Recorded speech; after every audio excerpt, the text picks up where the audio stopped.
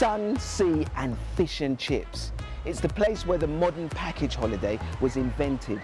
But does it really need protecting for future generations?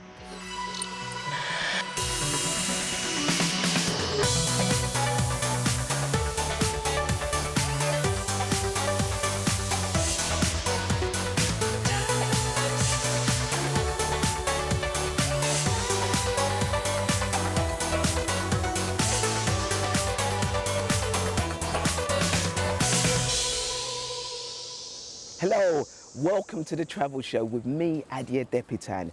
This week we're in the package holiday resort of Benidorm, and sometimes this part of Spain can feel more British than Blackpool or Brighton, and it's been providing holiday makers with sun, fun, bingo and pub crawls for decades. But believe it or not, there is an application to get Benidorm recognised as a World Heritage Site, along with the Great Wall of China and the Pyramids of Egypt. Hey, don't go anywhere, because in a moment I'm going to see if this place has got what it takes to get on that list. But first of all, here's what else is coming up on today's show. We're in Marseille, France's second largest city, which is in the midst of a huge and expensive redevelopment plan. But is it enough to entice tourists back a decade on from its checkered past? Plus, Tommy puts his best foot forward as he tests out the latest travel gadgets. This month, a pair of electric roller skates. They look super cool. The only thing is, I'm not scoring any cool points looking like this. But first, Benidorm claims to be one of the largest holiday resorts in the world. Open all year round, it draws mainly British holiday makers and those from other European countries such as Germany and Denmark. The sunshine here is part of what makes it one of the most popular destinations in the Mediterranean. But it also has a unique microclimate created by its surrounding hills and mountains.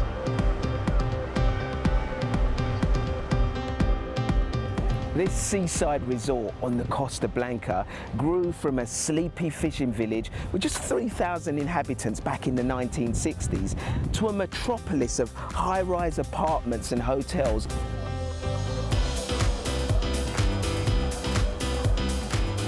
Tourism is its main industry, and city officials here are banking on this to help propel Benidorm into the realms of UNESCO World Heritage status. Spain already boasts more than 40 heritage sites, ranging from the pilgrimage route of Santiago de Compostela and the Paleolithic rock art-filled caves at Altamira and the historic city of Toledo. So can Benidorm even compare? After all, it's built up a bit of a tarnished reputation and is typically known for its stag and hen parties. Some critics say there's nothing UNESCO about this place. You were This is one part of Benidorm, but it's not everything. The good thing of Benidorm is that you have everything in the same place. So if you want to have fiesta and you want to come for fiesta, you have it all year round. If you want to come with family, you have leisure for family, and your family doesn't see these people having fiesta. If you want to go for making sports, you have everything in the same place, and there is one Benidorm for each people that want to come. How can Benidorm compare to other UNESCO sites such as the Great Wall of China or Victoria Falls in Zimbabwe or the Pyramids of Egypt? Yeah, sure, because you are used for years and years that from the UNESCO was done, that it was monuments. But we want to have it, because if it will be possible, we will show to the world that the model of Benidorm is a good model, is a very sustainable model for the tourism, and this is very important from other places. Officials want Benidorm to be a destination recognised as one of the only cities in the world that has managed to make sun and sand vacations accessible to all. To make it onto the World Heritage List, sites must be of outstanding universal value and meet at least one of the 10 selection criteria. The list includes things like amazing architectural landscapes or areas of exceptional natural beauty. Benidorm is undeniably a cheerful and cosmopolitan holiday resort, bulging with nightclubs, bars, pubs and mini golf courses.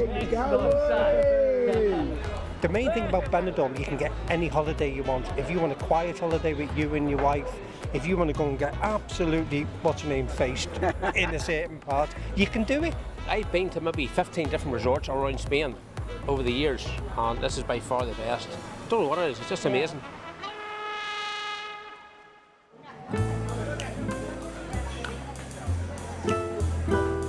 And although Benidorm is better known for its package holiday crowds and perma sunshine than its cuisine, determined foodies holidaying here can still salvage some authentic food. Tucked away in the old town is Tapas Alley for those who like the fun of new eating experiences. Here they serve up all those small traditional Spanish snacks.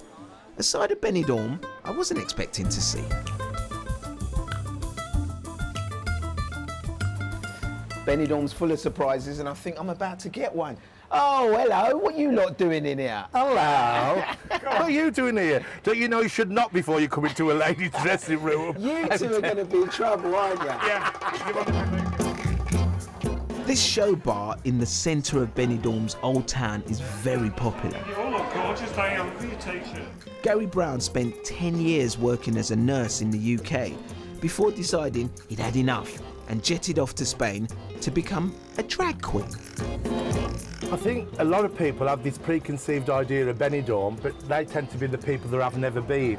Can almost be, you know, a bit of a snobby thing with people think, oh, Benidorm, I want to go there. Do you know what I mean? But they've never been. I say, well, have you ever been? No. I say, well, you can't criticise till you've been. So did you know that Benidorm is applying for UNESCO World Heritage status? Yeah, I think it should, because it, as I say, it's got something for everybody here. A lot of other destinations don't have that to offer. It's either one thing or another. Are you all having a good time? More importantly, are you ready to be entertained? Well, please put your hands together and make some noise for the one and only Jordan Rivers and Miss Shea! The idea to apply for UNESCO World Heritage status is still in its early stages and could take up to 6 years before Benidorm finds out if it's achieved the much desired UNESCO crown. So I guess we'll just have to wait and see if it's deserving of such a title.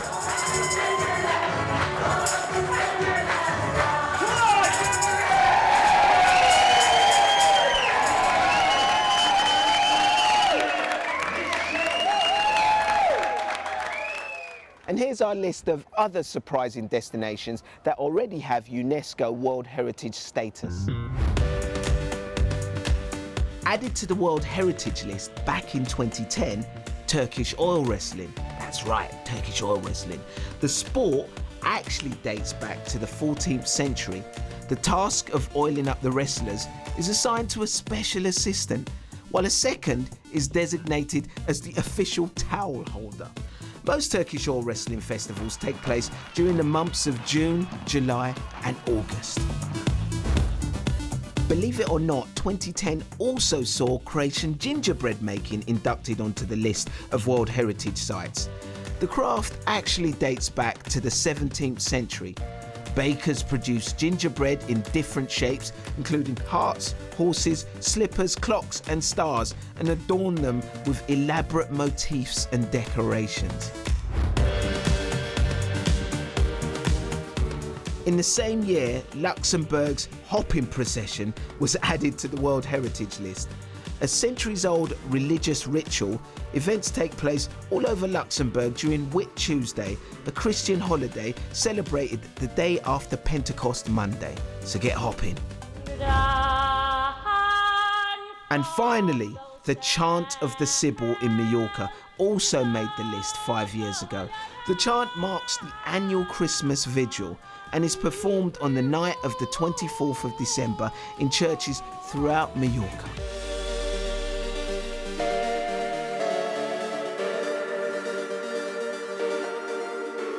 Time now to find out what else is going on around the world. Here's your travel update. This week brought to you by Krista. A record-breaking flight across the Pacific Ocean in a solar-powered plane was celebrated as it touched down in Hawaii. The 8,674-kilometre solo flight was the longest journey so far for the plane, which was powered by 17,000 solar power cells on its 13-stop round-the-world journey. Spectators lined the Danube River in the front of the beautiful Hungarian Parliament building to catch a glimpse of the Red Bull Air Race World Championship.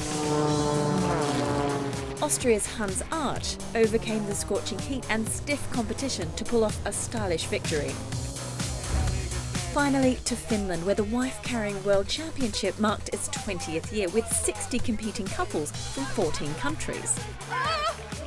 Some 8,000 people came to watch the two-day event, and millions are estimated to have followed it online. The winning couple were awarded the weight of the winning wife in beer. Still to come on the travel show. We're in Marseille, 10 years on since the beginning of a huge redevelopment plan in a bid to transform this port city. But is it enough to entice tourists back here?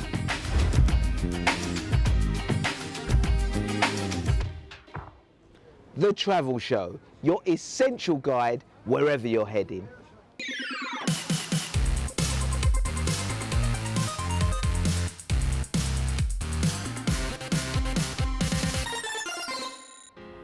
Today, I'm going to be using gadgets to relive my youth. Take me back to a time when I was more relaxed. I used to sleep better. We used to actually go through photo albums rather than files on a PC. And I was free to roller skate. Check these out, kind of retro futuristic roller skates. And it's one of the latest ways to get around town. They claim to be the world's first electronic skates powered by two powerful brushless DC motors. In the UK, these can't be used on public walkways or cycle lanes, so you can't skate yourself to work. So I'm not doing anything now, it's propelling me along. It's kind of like having an individual Segway on each foot. It ain't easy. Okay, so they are not cheap, and clearly it's going to take a few hours just to get the hang of things, but they look super cool. The only thing is, I'm not scoring any cool points looking like this. So can we take them off, please?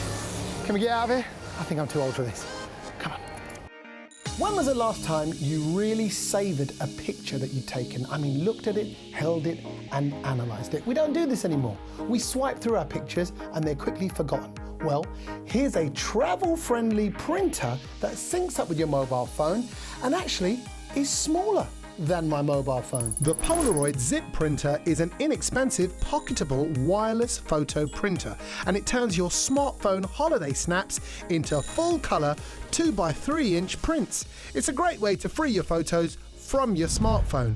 The print quality is okay, all things considered, but don't expect a full-on inkjet printer quality. This really is so user-friendly. From setting it up, you can get printing in no time. Plus, because of the size of it, it's so portable. You could actually make your own scrapbook of pictures whilst you're still away on your travels.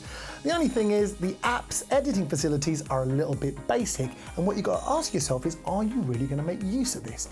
Yeah, you can use it on the odd holiday, or maybe at a family party, but are you really going to make a whole family album out of pictures this small? Oh, anyone who travels regularly knows all about jet lag, and it's so important to have a sleep in the afternoon just so you can power through your day. But what do you do if your curtains aren't up to scratch and all of that sunlight is pouring in? Well, I've got an idea that's absolutely blinding. The portable gadget can be attached directly to the glass using suction cups to ensure a close fit.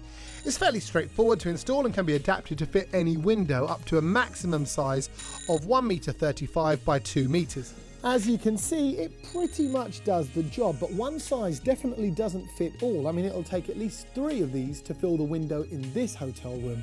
But maybe you're traveling with a small child that needs its afternoon sleep. Then something like this blind could be quite essential. But for an adult, maybe just invest in a good eye mask, which is cheaper and easier to carry around. Oh, it's been a long day. I've been roller skating, I've been taking pictures, printing pictures, I've even put up my own blind. But now it's time to relax. I feel relaxed. Am I relaxed? Do I look relaxed? Maybe this will help.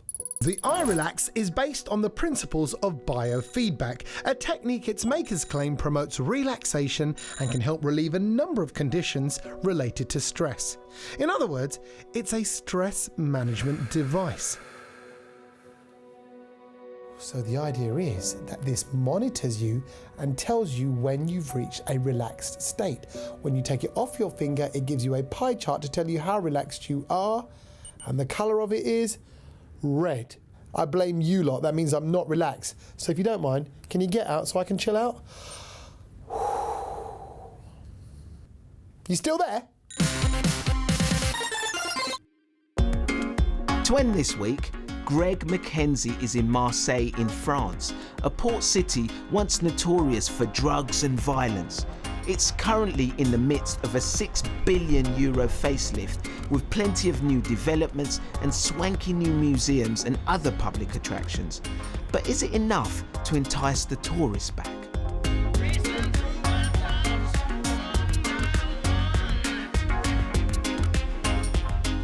Marseille should be a big destination for tourists. It's France's second largest city, sits very close to the glamour of the Riviera and boasts 300 days of sunshine a year.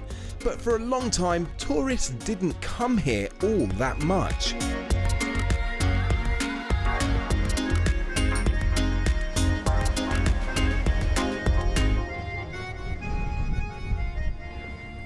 Over the years, Marseille has received its fair share of negative press. It's even picked itself up a bit of a reputation. In 2012, a third of all murders in France happened here. It's gangs and drugs which have made Marseille somewhat notorious, but officials say crime is now under control. It decreased 20%, and now what is interesting, thanks to the camera, to the video, 80% of the problem we have, we can solve now. So little by little, it was our main problem, and now it's becoming a normal problem, like all the big cities. All the world now, before it was a Marseille bashing, you know, they said bad words about Marseille, and now it's changing thanks to what we made, and we are talking about Marseille loving. Marseille become a very attractive city, and we are very proud of it.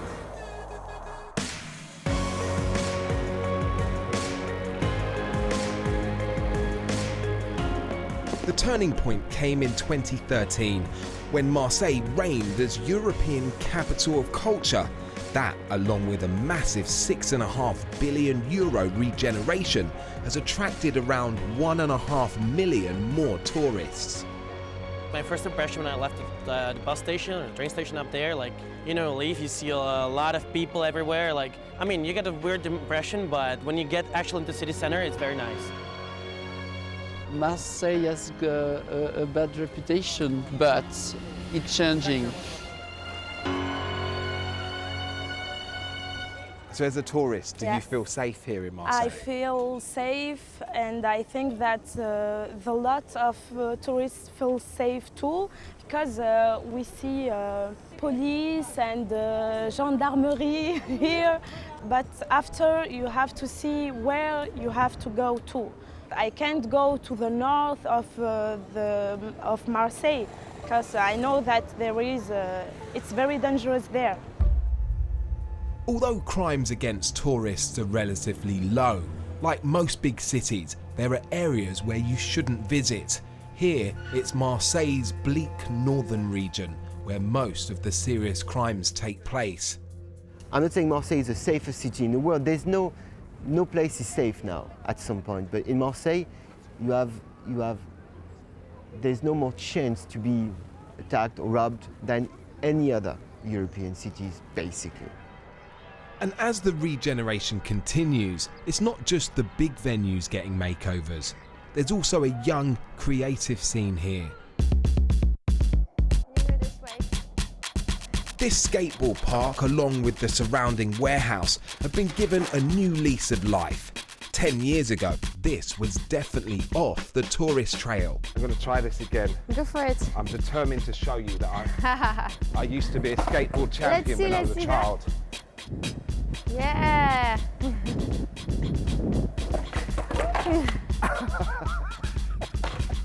The Marseille before was a bit dirtier, but the thing is that it was dirty before because people, they are really proud of themselves, but don't really, let's say, cared about their city, so it's a bit contradictory. But I mean, now people tend to care about their city a lot.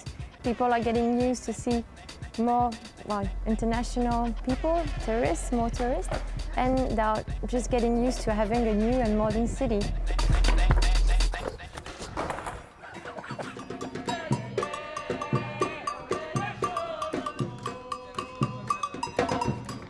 I think Marseille has edge, but in the past, that was a reason why people wouldn't visit here. But locals and the authorities alike are using that edge to turn this city around. And now people are starting to come back here. And with Marseille being announced the European Capital of Sport for 2017, this will no doubt give it the economic boost it needs, although how far this will filter out into the edges or outskirts of the city's urban areas is questionable.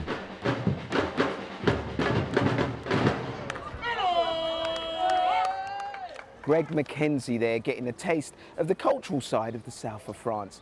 But I'm afraid that's all we got time for this week. But remember, if you want to join us real time out here on the road, make sure you sign up to one of our social media feeds, and you know how it works by now. All the details are on the screens. Get clicking.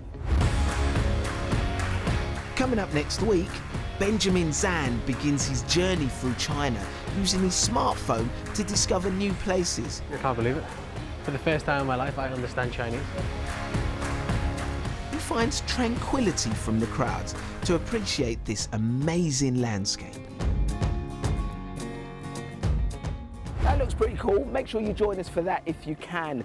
But for now, from me, Adia Depitan, and all the Travel Show team here in Benidorm, it's adios.